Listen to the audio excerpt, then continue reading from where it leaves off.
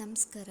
ಇವತ್ತು ನಿಜ ಜೀವನದ ನೈಜ ಘಟನೆಯನ್ನು, ಪ್ರಪಂಚದಲ್ಲಿ ಕಂಡಂಥ ಒಂದು ಘಟನೆಯನ್ನು ನಿಮ್ಮ ಹತ್ರ ಹಂಚ್ಕೊಳ್ಳಿಕ್ಕೆ ಬಯಸ್ತೇನೆ. ಏನಂದರೆ, ಒಂದು 16ರಿಂದ 17 ವಯಸ್ಸಿರಬಹುದು. 16 ಇಲ್ಲ ಅನಿಸುತ್ತೆ, ಇನ್ನೂ ವಯಸ್ಸಲ್ಲಿ ಸ್ವಲ್ಪ ಚಿಕ್ಕೋರೇ ಅನಿಸುತ್ತೆ. ಅಂದರೆ ಒಂದು 9th ಸ್ಟ್ಯಾಂಡರ್ಡ್ ಇಲ್ಲ ಒಂದು 8th ಸ್ಟ್ಯಾಂಡರ್ಡ್ ಇರಬಹುದೇನೋ. ಆದರೆ ಆ ಒಂದು ಏಜ್ ಇರಬಹುದು. ಆದರೆ ಅವ್ರು ಸ್ಕೂಲ್ಗೆ ಹೋಗಿಲ್ಲ, ಎಜುಕೇಷನ್ ಏನೂ ಮಾಡ್ಕೊಂಡಿಲ್ಲ. ಅವರು ಕೆಲ್ಸಕ್ಕೆ ಹೋಗ್ತಾ ಇದ್ದಾರೆ, ಬೇರೆ ಕಡೆ ದುಡಿಲಿಕ್ಕೆ ಹೋಗ್ತಾ ಇದ್ದಾರೆ. ಆ ಕಾರಣಕ್ಕಾಗಿ ಅವ್ರಿಗೆ ಸಾಕಷ್ಟು ಜವಾಬ್ದಾರಿಗಳು ಅವ್ರ ಹೆಗಲ ಮೇಲೆ ಇರೋದ್ರಿಂದ ಆ ಒಂದು ವಯಸ್ಸಿನಲ್ಲೇ ಅವರು ದುಡಿಲಿಕ್ಕೆ ಹೋಗಿದ್ದಾರೆ. ಅವ್ರಿಗೆ ಅಲ್ಲಿ ಕೊಟ್ಟಂಥ ಕೆಲಸ ಏನು ಗೊತ್ತಾ? ಕಸ ಗುಡಿಸೋದು, ಒರೆಸೋದು, ವಾಶ್ರೂಮ್ ಕ್ಲೀನ್ ಮಾಡೋದು, ಈ ಥರದ ಕೆಲಸ ಅವ್ರಿಗೆ ಕೊಟ್ಟಿದ್ದು. ಓದಿಲ್ಲ ಅನ್ನೋ ಕಾರಣಕ್ಕೆ. ಅಂದರೆ ಅವ್ರಿಗೆ ಪ್ರಪಂಚದ ಜ್ಞಾನ ಇಲ್ಲ, ತುಂಬಾ ಕಡಿಮೆ. ಅಂದರೆ ಅವ್ರಿಗೆ ಓದೋಕ್ಕೆ ಬರಲ್ಲ, ಬರೆಯೋಕ್ಕೆ ಬರಲ್ಲ, ಈ ಥರ ಏನು ಅಷ್ಟು ನಾಲೆಡ್ಜ್ ಇಲ್ಲ, ಮತ್ತೇನು ಮೆಚ್ಯೂರ್ಡ್ ಮೈಂಡೆಡ್ ಇಲ್ಲ ಅನ್ನೋ ಕಾರಣಕ್ಕೆ ಅವ್ರಿಗೆ ಕೆಲಸ ಕೊಟ್ಟಿರೋದು ಕಸ ಗುಡಿಸೋದು, ಒರೆಸೋದು, ವಾಶ್ರೂಮ್ ಕ್ಲೀನ್ ಮಾಡೋದನ್ನು ಕೊಟ್ಟಿದ್ದಾರೆ. ಈ ಕಾಫಿ ಟೀ ಎಲ್ಲ ಕೆಲಸ ಅಲ್ಲಿ ಇವಾಗೊಂದು ಕಂಪನಿ ಇದೆ ಅಂದರೆ ಆ ಕಂಪನಿಗೆ ಕೆಲಸ ಮಾಡೋರು, ಈ ಪ್ರೈವೇಟ್ ಕೆಲಸಗಳಿರ್ತಾವಲ್ಲ, ಕಂಪನಿಗಳು, ಈ ವ್ಯಾಪಾರದ ಅಂಗಡಿ ಅಂತೆ, ಶೋರೂಮ್ಸ್ ಅಂತೆ, ಆ ಥರದ್ದೆಲ್ಲ ಇರ್ತಾವಲ್ಲ, ಅಲ್ಲಿ ಆ ಥರದ ಕಡೆಗಳಲ್ಲಿ ಅವ್ರಿಗೆ, ಓನರ್ಸ್ಗೆ ಅಥವಾ ಅಲ್ಲಿ ಬರುವಂಥ ಇಂಪಾರ್ಟೆಂಟ್ ವ್ಯಕ್ತಿಗಳಿಗೆ ಕಾಫಿ ಟೀ ತಂದು ಕೊಡೋದಿರ್ಬೋದು, ಈ ಥರದ ಕೆಲಸಗಳನ್ನು ಮಾಡಲಿಕ್ಕೆ ಆ ಒಂದು ಹುಡುಗನಿಗೆ ಕೊಟ್ಟಿದ್ದಾರೆ.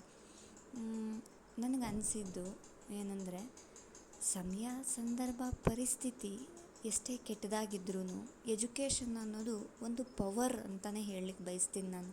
ಯಾಕಂದರೆ ವಿದ್ಯೆ ಅನ್ನೋದು ಖಂಡಿತವಾಗಿಯೂ ಅದೊಂದು ಅತ್ಯದ್ಭುತವಾದಂಥ ಶಕ್ತಿ. ಸರ್ಕಾರಿ ಶಾಲೆಗಳಲ್ಲಿ ಓದಿದಂಥ ಮಕ್ಕಳು ಕೂಡ ಎತ್ತರವಾದ ಮಟ್ಟಕ್ಕೆ ಬೆಳೆದಿರೋ ತುಂಬ ಜನ ಉದಾಹರಣೆಗಳಿವೆ. ಎಲ್ಲ ಕಡೆನೂ ಹೇಳ್ಕೊಡದೇ ಇರೋಂಥ ಟೀಚರ್ಸೇ ಇರಲ್ಲ, ಸ್ವಲ್ಪ ಮಟ್ಟಿಗಾದರೂ ಹೇಳ್ಕೊಡೋ ಅಂಥವ್ರು ಇರ್ತಾರೆ. ಹಾಗಾಗಿ ಎಜುಕೇಷನ್ನ ಯಾವತ್ತೂ ಸ್ಟಾಪ್ ಮಾಡಬೇಡಿ. ಕೊನೆ ಪಕ್ಷ ನಮ್ಗೆ ಆಗ್ತಾಯಿಲ್ಲ ಅನ್ನೋ ಇದರಲ್ಲಿ ಸರ್ಕಾರಿ ಶಾಲೆಗಳಿದೆ, ಹೇಳ್ಕೊಡ್ತಾರೆ. ಖಂಡಿತ ಪ್ರೈವೇಟು ಗೌರ್ಮೆಂಟು ಅಂತ ನಾನು ಹೇಳ್ತಾ ಇಲ್ಲ, ಯಾರೂ ಅನ್ಯಥಾ ಭಾವಿಸಬೇಡಿ. ನಾನು ಹೇಳಕ್ಕೆ ಹೊರಟಿರೋದೇನೆಂದರೆ, ಎಜುಕೇಷನ್ ಇಂಪಾರ್ಟೆಂಟು. ಮಕ್ಕಳಿಗೆ ಸ್ಕಿಲ್ಸು ಮತ್ತು ಒಂದು ನಾಲೆಡ್ಜು, ಅಂದರೆ ಕೌಶಲ್ಯಗಳು ಕಲ್ತಿರಬೇಕು. ಆವಾಗ ನಮಗೆ ಹಂಗಂತ ಅದನ್ನು ತುಂಬ ಕೀಳುಮಟ್ಟದ ಕೆಲಸ ಅಂತನೋ ಅಥವಾ ಕೆಳಮಟ್ಟದ ಕೆಲಸ ಅಂತನೋ ನಾನು ಅದನ್ನು ಕೆಳಗಿಟ್ಟು ಮಾತಾಡ್ತಾ ಇಲ್ಲ. ನಾನು ಏನಕ್ಕೆ ಹೇಳ್ತಿದ್ದೀನಿ ಅಂದರೆ, ನಾವು ಓದುವ ವಯಸ್ಸಿನಲ್ಲಾಗಿರಬಹುದು ಅಥವಾ ಇವಾಗ ನಾವು ಪೇರೆಂಟ್ಸ್ ಆಗಿ ಅಥವಾ ನಾವು ಮಕ್ಕಳಾಗಿ ಎಜುಕೇಷನ್ ಬಗ್ಗೆ ಅಯ್ಯೋ ಓದಿದ್ರೆ ಆಯಿತು ಬಿಟ್ಟರೆ ಆಯಿತು ಅನ್ನೋ ಒಂದು ಮನಸ್ಥಿತಿ ಬೇಡ. ನಮ್ಮ ಒಂದು ಜ್ಞಾನಾರ್ಜನೆಗಾಗಿ, ಅಂದರೆ ನಮ್ಮ ಒಂದು ಬೆಳವಣಿಗೆಗಾಗಿ ನಾವು ಎಜುಕೇಷನನ್ನು ತಗೊಳ್ಬೇಕು. ನಮ್ಮ ಹೆಚ್ಚಿನ ಜ್ಞಾನಕ್ಕಾಗಿ, ನಮ್ಮ ಹೆಚ್ಚಿನ ಪ್ರಬುದ್ಧತೆಗಾಗಿ ಎಜುಕೇಷನ್ನ ತಿಳ್ಕೊಳ್ಬೇಕು. Education is one part of the life, important. ಹಾಗೆಯೇ ಇನ್ನೊಂದು ಏನಪ್ಪ ಅಂದರೆ, ಎಜುಕೇಷನ್ ತುಂಬಾ ಇಂಪಾರ್ಟೆಂಟು. ಈಗ ಆಫ್ಟರ್ ಆಲ್ ಒಂದು ಸ್ಮಾಲ್ ಡಿಗ್ರಿ ತೊಗೊಂಡಿರೋರು ಕೂಡ ಒಂದು ಸ್ವಲ್ಪ ನಾಲೆಡ್ಜ್ ಇದೆ ಅಂದರೆ, ನಾನು ಹೇಳೋ ಅಂಥದ್ದು ಎಕ್ಸಾಂಪಲ್ ಕೊಟ್ಟು ನಾನು ಹೇಳೋ ಅಂಥದ್ದು, ಒಂದು ಸಿಂಪಲ್ ಡಿಗ್ರಿ ಮಾಡ್ಕೊಂಡಿದ್ದೀವಿ, ಒಂದು ಸ್ವಲ್ಪ ಇಂಗ್ಲೀಷ್ ಮಾತಾಡ್ಲಿಕ್ಕೆ ಬರುತ್ತೆ, ಹಿಂದಿ ಮಾತಾಡ್ಲಿಕ್ಕೆ ಬರುತ್ತೆ, ಕನ್ನಡ ಮಾತಾಡ್ಲಿಕ್ಕೆ ಬರುತ್ತೆ, ಒಂದು ಸ್ವಲ್ಪ ಕೆಲಸ ಮಾಡೋದಕ್ಕೆ ಸ್ಕಿಲ್ಸ್ ಗೊತ್ತಿದೆ ಅಂತ ಅಂದಾಗ, ಎಲ್ಲೋ ಒಂದು ಕಡೆ ಯಾವುದೋ ಒಂದು ಆಫೀಸಲ್ಲೋ ಏನೋ ಒಂದು ಇದರಲ್ಲೋ ಕಂಪ್ಯೂಟರ್ ಕೆಲಸನ ಮಾಡಿ, ಮತ್ತು ಫರ್ ಮಂತ್ 25,000 ಸ್ಟಾರ್ಟಿಂಗಿಂದ ಒಂದು 30,000 ಸ್ಯಾಲ್ರಿವರೆಗೂ ಅರ್ನಿಂಗ್ಸ್ ಮಾಡೋರಿದ್ದಾರೆ. ಸಿಂಪಲ್ ಡಿಗ್ರಿ ಮಾಡ್ಕೊಂಡಿರೋರು ಅಲ್ವಾ? ಯಾಕೆ ಅವರು ಅರ್ನಿಂಗ್ಸ್ ಮಾಡ್ತಾಯಿದ್ದಾರೆ? ಡಿಗ್ರಿ ಮಾಡ್ಕೊಂಡಿರೋದಕ್ಕೆ ಅವ್ರಿಗೊಂದಷ್ಟು ಸಿಂಪಲ್ಲಾಗಿ ಒಂದು ಕೆಲಸ ಸಿಕ್ಕಿದೆ. ಕಾರಣ ಅವರೊಂದಷ್ಟು ಸ್ಕಿಲ್ಸನ್ನು ಕಲ್ತಿದ್ದಾರೆ, ಒಂದು ನಾಲೆಡ್ಜ್ ಇದೆ ಅವ್ರಿಗೆ. ಹಾಗಾಗಿ ಅವ್ರಿಗೆ ಅದು ತಗೊಳ್ಳೋದಕ್ಕೆ ಹೆಲ್ಪ್ ಆಯಿತು ಅಲ್ವಾ? ಹಾಗೆಯೇ ನಾವು ಯಾವುದೇ ನಾವು ಪೇರೆಂಟ್ಸ್ ಆಗಿ ಮಕ್ಕಳು ಸ್ಕೂಲಿಗೆ ಕಳಿಸ್ದೆ ಎಜುಕೇಷನ್ ಸ್ಟಾಪ್ ಮಾಡೋದು ಆ ಥರ ಖಂಡಿತ ಮಾಡಬೇಡಿ. ಯಾರೂ ಎಂಥ ಕೆಟ್ಟ ಪರಿಸ್ಥಿತಿಯಲ್ಲಿದ್ದರೂ ಕೂಡ ಎಜುಕೇಷನ್ ಎಷ್ಟೇ ಕಷ್ಟ ಆದರೂ ಪರವಾಗಿಲ್ಲ, ಎಜುಕೇಷನ್ ಕೊಡಿಸಿ. ಹಾಗೆಯೇ ಅಥವಾ ನೀವು ಚಿಕ್ಕ ಚಿಕ್ಕ ಮಕ್ಕಳಾಗಿದ್ದರೆ, ಚಿಕ್ಕ ಚಿಕ್ಕ ಮಕ್ಕಳಂದರೆ ಒಂದು 5th standard, 6th standard, 7th standard ಅಂದರೆ ನೀವು ಚಿಕ್ಕ ಚಿಕ್ಕ ವಿಷಯಗಳಿಗೆ, ಪುಟ್ಟ ಪುಟ್ಟ ವಿಷಯಗಳಿಗೆ ನನ್ನ ಕೈಲಿ ಆಗಲ್ಲ, ನಾನಿಷ್ಟೇ, ನನಗೆ ಎಜುಕೇಷನ್ ಬೇಡ, ಏನು ಅದರಿಂದನೇ ನಾವು ಊಟ ಮಾಡೋದು, ಅದರಿಂದನೇ ನಾವು ಜೀವನ ಮಾಡೋದು ಅನ್ನೋ ಮಟ್ಟಕ್ಕೆ ತಾತ್ಸಾರ ಬೇಸರ ಬೇಡ.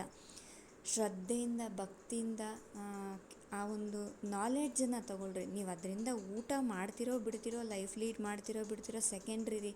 ಆದರೆ ನಿಮಗೊಂದು ನಾಲೆಡ್ಜ್ ಬೇಕು, ನಿಮಗೊಂದು ಜ್ಞಾನ ಬೇಕು. ಇಂಗ್ಲೀಷ್ ಮಾತಾಡಲಿಕ್ಕೆ, ಹಿಂದಿ ಮಾತಾಡಲಿಕ್ಕೆ ಅಥವಾ ಕನ್ನಡ ಮಾತಾಡಲಿಕ್ಕೆ ಒಂದಷ್ಟು ಭಾಷಾ ಜ್ಞಾನ ಬೇಕು. ಹಾಗೆಯೇ ಒಂದಷ್ಟು ಸ್ಕಿಲ್ಸನ್ನು ನೀವು ಕಲ್ತ್ಕೊಂಡಿರಬೇಕು. ಹೇಗೆ ಏನು ಎತ್ತ ಎಲ್ಲ ಕಂಪ್ಲೀಟ್ ನಿಮಗೊಂದು ವಿಷಯಗಳು ಗೊತ್ತಾಗಬೇಕಂದ್ರೆ ಒಂದು ಎಜುಕೇಷನ್ ತುಂಬಾ ಇಂಪಾರ್ಟೆಂಟ್ ಅಲ್ಲಿ ಅಲ್ವಾ. ಹಾಗಾಗಿ ನೀವು ಚಿಲ್ಡ್ರನ್ಸ್ ಆಗಿ ಮಕ್ಕಳಾಗಿದ್ದರೆ ನಿಮ್ಮ ಎಂಥದೇ ಸಂದರ್ಭದಲ್ಲೂ ನಿಮ್ಮ ಎಜುಕೇಷನ್ನ ಸ್ಟಾಪ್ ಮಾಡಬೇಡಿ, ಕಂಟಿನ್ಯೂ ಮಾಡಿ. ಹಾಗೆಯೇ ಪೇರೆಂಟ್ಸ್ ಆಗಿದ್ದರೆ ಯಾವತ್ತೂ ಲೈಫಲ್ಲಿ ಮಕ್ಕಳಿಗೆ ಆಸ್ತಿ ಮಾಡೋದಕ್ಕಿಂತ ಹೆಚ್ಚಾಗಿ ಮಕ್ಕಳಿಗೆ ಒಂದೊಳ್ಳೆ ಎಜುಕೇಷನ್ ಕೊಡಿಸಿ ಅಷ್ಟೇ.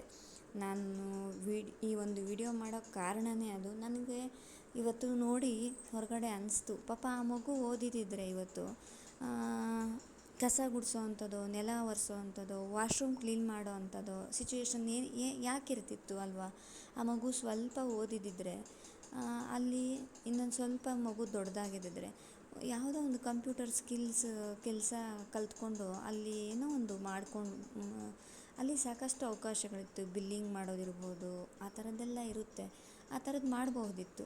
ಓದಿಲ್ಲ ಅನ್ನೋ ಕಾರಣಕ್ಕೆ ಇವಾಗ ಆ ಕೆಲಸ ಮಾಡಬೇಕಾಯಿತು ಅಲ್ವಾ. ಹಾಗಾಗಿ ಎಜುಕೇಷನ್ ನಿಮಗೊಂದು ಶಕ್ತಿ ಅಂತ ಹೇಳಲಿಕ್ಕೆ ನಾನು ಬಯಸ್ತೀನಿ. ದಯವಿಟ್ಟು ಯಾವತ್ತೂ ಯಾರು ಓದೋದನ್ನು ನಿಲ್ಲಿಸಬೇಡಿ, ಎಜುಕೇಷನ್ನ ಸ್ಟಾಪ್ ಮಾಡಬೇಡಿ. ಒಂದು ಅರ್ಹತೆ ಅಂತ ಪಡ್ಕೊಳ್ಳಿ, ಯಾವುದೋ ಒಂದು ಡಿಗ್ರಿ ಅಂತ ಮಾಡ್ಕೊಳ್ಳಿ, ಕೊನೆ ಪಕ್ಷ ಅದನ್ನು ಕಂಪ್ಲೀಟ್ ಮಾಡ್ಕೊಳ್ಳಿ. ಹಾಗೆಯೇ ಇನ್ನೊಂದೇನಪ್ಪ ಅಂದರೆ ಪೇರೆಂಟ್ಸ್ ಆಗಿದ್ದರೆ ಮಕ್ಕಳಿಗೆ ದಯವಿಟ್ಟು ಎಜುಕೇಷನನ್ನು ಕೊಡಿಸಿ. Thank you my dears. ನಮ್ಮ ಚಾನಲನ್ನು ಲೈಕ್ ಮಾಡಿ, ಶೇರ್ ಮಾಡಿ, ಸಪೋರ್ಟ್ ಮಾಡಿ, ಸಬ್ಸ್ಕ್ರೈಬ್ ಮಾಡ್ಕೊಳ್ಳಿ. ಯಾರೆಲ್ಲ ಸಬ್ಸ್ಕ್ರೈಬ್ ಮಾಡ್ಕೊಳ್ಳದೆ ನೋಡ್ತಾ ಇದ್ದಾರಾ, ಪ್ಲೀಸ್ ದಯವಿಟ್ಟು ಸಬ್ಸ್ಕ್ರೈಬ್ ಮಾಡ್ಕೊಂಡು ನೋಡಿ. ಹಾಗೆ ಪ್ಲೀಸ್ ಲೈಕ್ ಮಾಡಿ, ಶೇರ್ ಮಾಡಿ, ಒಂದೊಳ್ಳೆ ಕಮೆಂಟ್ ಮಾಡಿ, ಹೆಚ್ಚು ಜನರಿಗೆ ಶೇರ್ ಮಾಡಿ. Thank you.